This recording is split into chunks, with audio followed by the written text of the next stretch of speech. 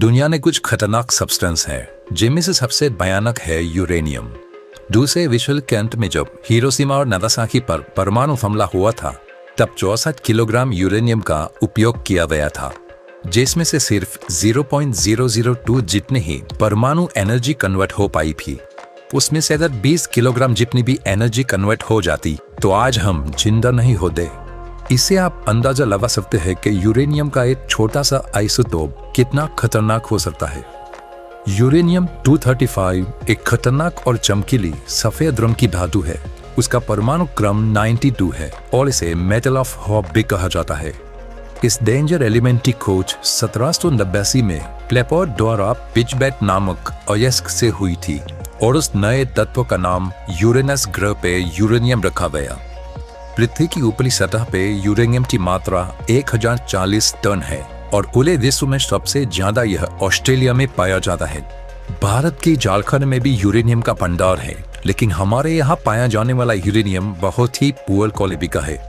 यह धरती की भूमि और समुद्री खदानों से मिलता है और शुरुआत में यह हमें अशुद्ध रूप में मिलता है। बाद में इसके अयस्क को खदानों से निकालकर केमिकल प्रक्रिया से शुद्ध यूरेनियम को अलग किया जाता है। आप जो ये देख रहे हैं वो है यूरेनियम की खदानें।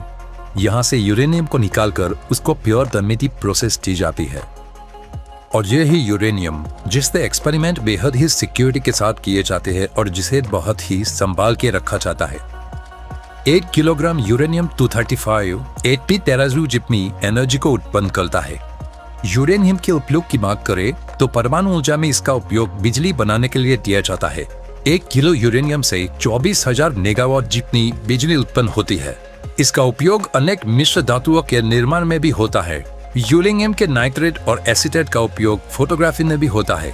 और जैसे कि हम सब जानते हैं, यूरेनियम 235 का उपयोग परमाणु शक्ति के इस्तेमाल के लिए भी किया जाता है और इससे परमाणु बम का निर्माण भी होता है। इन वजहों से ही इसे बेहद कीमती धातु माना जाता है।